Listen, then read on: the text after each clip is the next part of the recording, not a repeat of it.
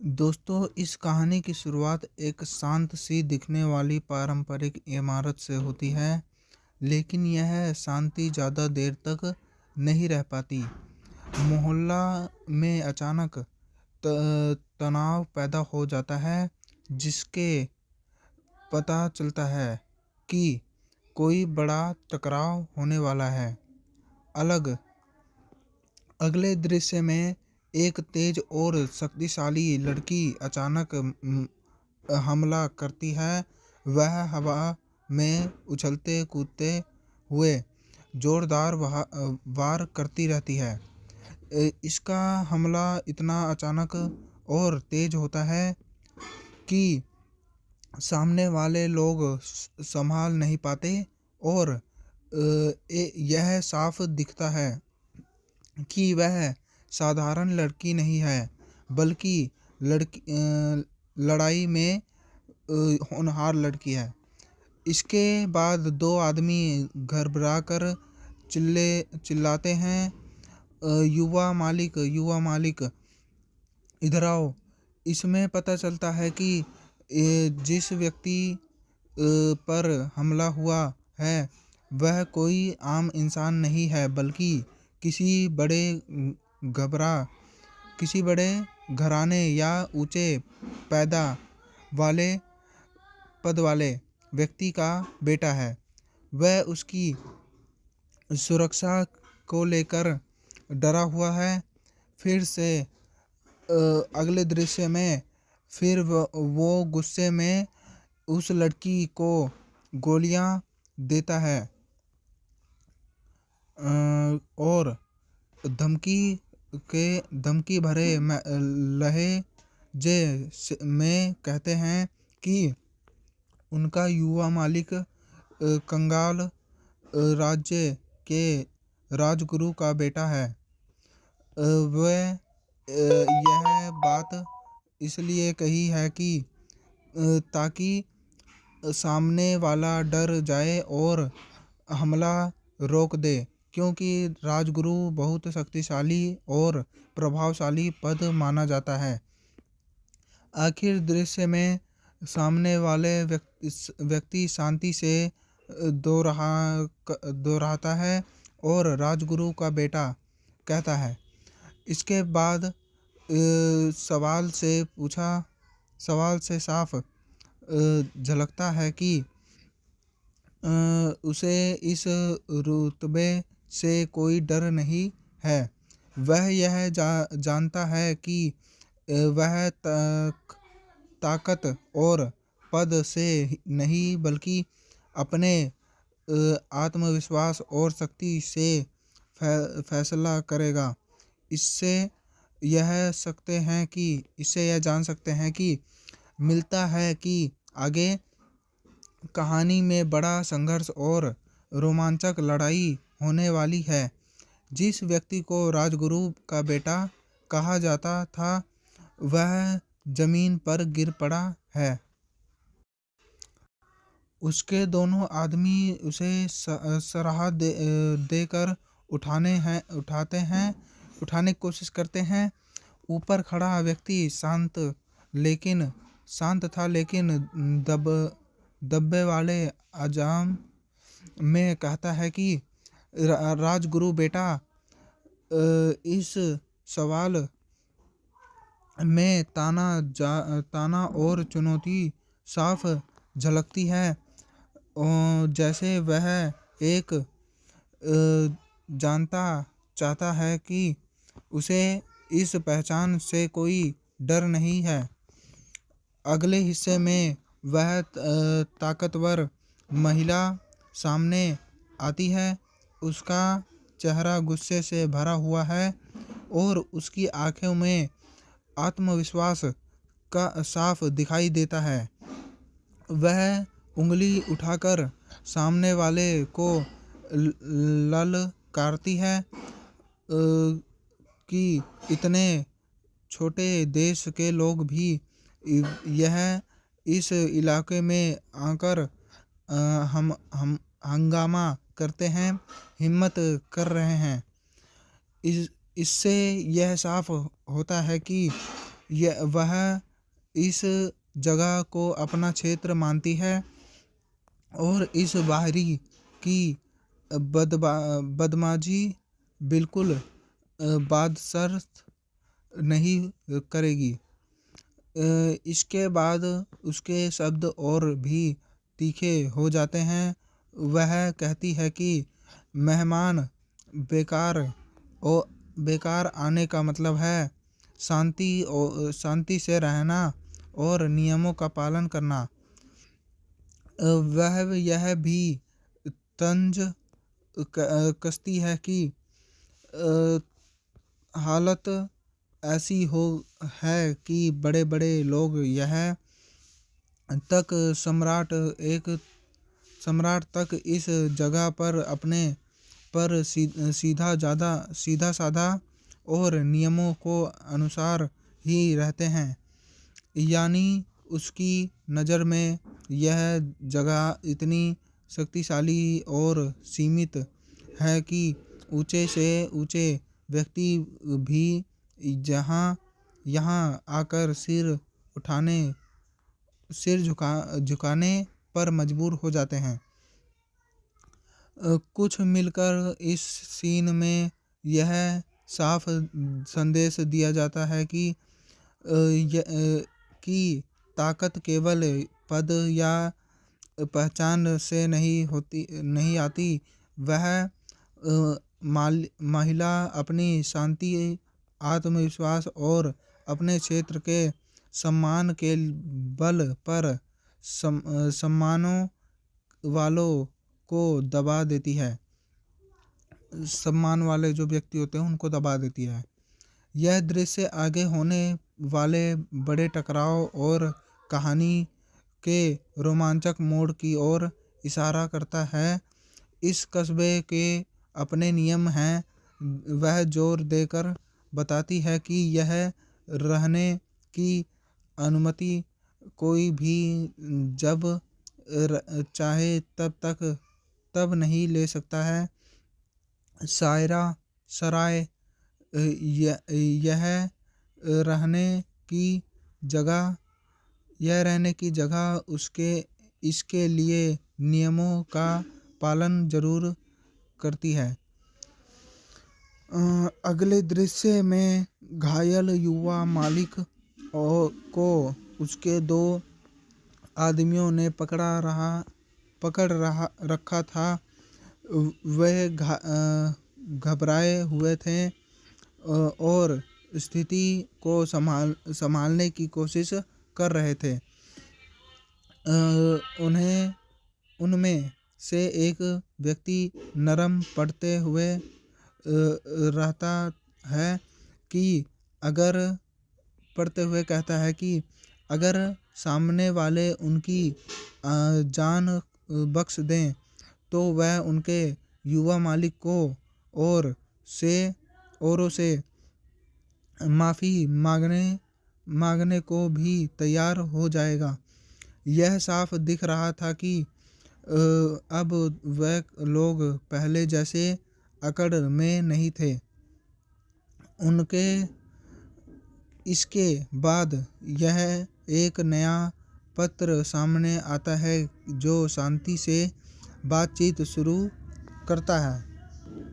पात्र सामने आता है और कहता है कि माफ़ कीजिए, माहौल थोड़ा ठंडा हो गया है और बात लड़ाई से हटकर नियमों की चर्चा पर आ जाती है।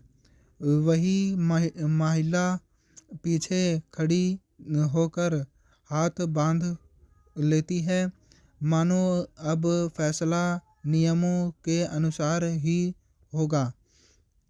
अगले हिस्से में वह व्यक्ति समझदारी से बात को स्पष्ट करती है। वह कहता है कि रहने की जगह नहीं है। ऐसा नहीं कहा गया था, बल्कि यह कहा गया था कि वहाँ रहने के लिए खास शर्त होती हैं। यानी समस्या जगह नहीं, बल्कि योग्यता और नियमों की है। आखिर दृश्य में महिला मुस्कुराते हुए उनकी समझ की तारीफ करती है और एक खत्ती एक तख्ती देती है, जिस पर लिखा होता है सराय में प्रवेश की योग्यता। वह साफ संकेत देती है कि अगर यहाँ रहना है तो पहले यह सभ्यात करना होगा कि वो इन शर्तों पर खड़े उतरें। यह स्पष्ट करना होगा कि वह इन शर्तों पर खड़े उतरें। इस तरह यह दृश्य ताकत से ज़्यादा नियमों, व्यवस्था और बुद्धि की अहमियत को दिखाता है। सबसे पहले वह आत्मविश्वासी महिला मुस्कुराते हुए एक तख्ती दिखाती है, जिस पर लिखा होता है कि सराय में प्रवेश की अनुमति है। वह मजाकिया लेकिन चुनौती भरे लहजे में कहती है कि सराय में रहने के लिए यह अनुमति जरूरी है और यह कोई आम चीज़ नहीं है। उसके शब्दों से साफ लगता है कि वह सामने वाले से चिढ़ भी रही है और नियम की समझ रही है। फिर वह अफसोस जताते हुए बताती है कि अनुमति सीमित संख्या में होती है और पूरे कस्बे में सिर्फ एक ही प्रवेश पत्र मौजूद है। यह सुनते ही माहौल और गंभीर हो जाता है, क्योंकि इसका मतलब है कि सबको यह रुकने का मौका नहीं मिल सकता। अगले पल जमीन पर खड़े एक व्यक्ति के पैरों का दृश्य दिखाया जाता है और यह अचानक कहता है, रुको। इसके बाद वह शांति से आगे बढ़ता है और अपने हाथ में ही प्रवेश पत्र उठाकर दिखाता है। वह हालांकि मुस्कान के साथ पहुंचता है। क्या तुम इसी प्रवेश पत्र की बात कर रहे थी? यह पल पूरी तरह से चौंकने वाले होता है। इसके बाद आसपास खड़े सभी लोग हैरान हो जाते हैं। उनके चेहरे पर आश्चर्य और अविश्वास साफ दिखाई देता है। इसकी किसी को जमीन उम्मीद नहीं थी कि यह दुर्बल और एकमात्र प्रवेश पत्र पहले से ही किसी और के पास होगा। यह दृश्य साफ बताता है कि यह व्यक्ति साधारण नहीं है और उसके सबको चुप करा दिया है। आखिर हिस्से में वह आत्मविश्वासी महिला की पलट कर देखती है और उसके चेहरे पर भी आश्चर्य झलकता है। तो जो महिला तभी तक पूरे हालत पर नियंत्रित में रहती है, वही तब पहली बार अचक जाती है। इस तरह यह दृश्य कहानी में नया तनाव और उत्साह पैदा करता है और आगे होने वाले बड़े खुलासे की ओर इशारा करता है। यह युवक अपना प्रवेश पत्र आगे बढ़ाता है।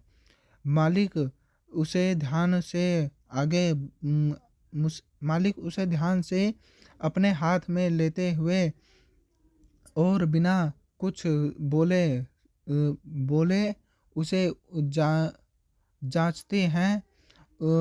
उसके चेहरे पर अब पहले जैसा चंचलता नहीं बल्कि गंभीरता और संवृतता दिखाई देती है।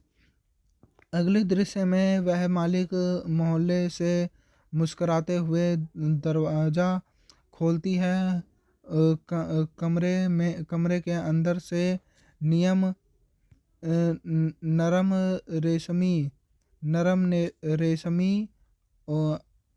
आती है रोशनी आती है नरम रोशनी आती है, जिससे जगह साफ व्यवस्थित और सम्मानजनक लगती है। सिर्फ वह सिर फिर वह सिर्फ एक शब्द कहती है, कृपया आएं। इस शब्द से साफ हो जाता है कि अब युवक को औपचारिक रूप से प्रवेश पत्र मिल गया है। इसके बाद युवक को अपने सामने से दिखाया जाता है। वह आत्मविश्वास से भरा हुआ है और उसके चेहरे पर हालांकि मुस्कान जैसे पहले से पता था कि यही नतीजा होगा। उसका यह भाव बताता है कि वह न सिर्फ नियमों को जानता है बल्कि उनके पक्ष में इस्तेमाल करना भी जानता है। आखिरी हिस्से में आसपास खड़े लोग आपस में फुसफुसाने लगते हैं कि वो हैरान हैं कि यह साधारण सा दिखने वाला युवक आखिर कौन सा है और इसके पास इतना खास प्रवेश पत्र कैसे आया। कुछ लोग उसके बारे में सवाल उठाते हैं कि तो कुछ उससे मौजदारी से प्रभावित नज़र देते हैं। इस तरह यह दृश्य कहानी में रहस्य और उत्सुकता बढ़ा देता है और संकेत देता है कि यह युवक आगे चढ़कर बहुत महत्वपूर्ण भूमिका निभाने वाला है। युवक शांति से आगे बढ़ता है जबकि पीछे खड़े लोग आपस में फुसफुसाते हुए वह हैरानी से बात करते हुए उसकी युवक की तरफ देखते हैं कि आखिर यह युवक कौन और किसके पास इतना खास प्रवेश पत्र कैसे आया। कुछ लोग उसे साधारण समझ रहे थे और तो कुछ को लगने लगा था कि वह दिखने से वही ज़्यादा खास व्यक्ति है। अगले हिस्से में गंभीर और शांति संभव लगता है। व्यक्ति उसकी और नज़र डालता है कि उसकी आँखों में जांचने परखने पर प्रभाव है, मानो वह युवक की असली हैसियत को समझाने की कोशिश कर रहा हो। दोनों को आज आमना सामना बिना शब्दों के ही एक तरह का टकराव पैदा करता है। इसके शब्द दृश्य कमरे के अंदर आता है। दरवाजे पर हालांकि दस्तक होती है और अंदर से एक सौम्य संभव वाला व्यक्ति मुस्कुराते हुए कहता है कि कमरे की सेवा की ज़रूरत नहीं है। उसका व्यवहार विभिन्न है, लेकिन साथ ही वह स्थिर स्थिति को अपने नियंत्रण में रखे हुए है। फिर वह व्यक्ति अपना परिचय देता है। वह बताता है कि वह यूनाही का एक राज्य से आया है और आंगन में बड़े सम्मेलन या सभा में भाग लेने के लिए यहाँ पहुँचा है। बातचीत के दौरान यह युवक का नाम भी सही बता देता है, जिससे साफ हो जाता है कि उसने पहले से ही अपने बारे में जानकारी जुटा ली है। आखिर दृश्य में युवक थोड़ा चौंक जाता है और पूछता है क्या कोई ज़रूरी बात है। सामने वाला मुस्कुराते हुए कहता है कि वह बस यह जानना चाहता है कि वह दुर्बल प्रवेश पत्र युवक के हाथ कैसे लगा। इस सवाल के साथ ही माहौल में रहस्य और घबराहट है और यह संकेत मिलता है कि आगे कहानी में युवकों की पहचान और उसकी ताकत को लेकर और भी बड़े खुलासे होने वाले हैं। उसे इस बात से कोई मतलब नहीं है। वह उदासीन दिखाता है और सामने वाले की बातों को गंभीरता से नहीं लेता। उसके इस रवैये से साफ लगता है कि वह अपने नियमों और सीमाओं को लेकर सख्त हैं। इसके बाद अंदर आने वाले को लगता है ताकि तभी युवक जल्दी से उसे रोकता है और कहता है कि रुको। युवक चरे।